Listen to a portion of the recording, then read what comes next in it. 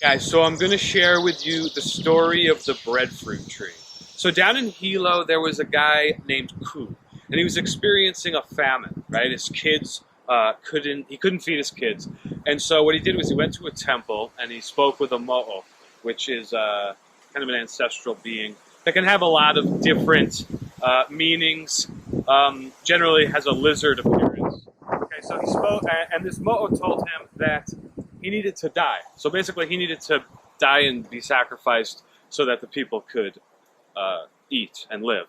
And so he had his wife bury his head at a certain point in the yard, his entrails over by a gulch, right? And after 3 nights, she wakes up to this rustling. And where the entrails were buried, there's, gourds and yams growing. And where his head was buried, that's where the first breadfruit tree grew from. And the fruit of a breadfruit actually is the shape of a head. And this is a tree right here, a breadfruit named ulu in Hawaiian. We don't have any fruits on it because it's still too young.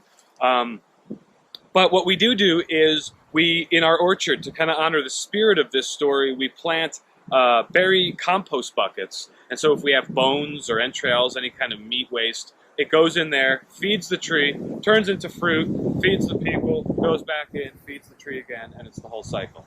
So that is the story of the breadfruit tree. For eat and be eaten, aloha.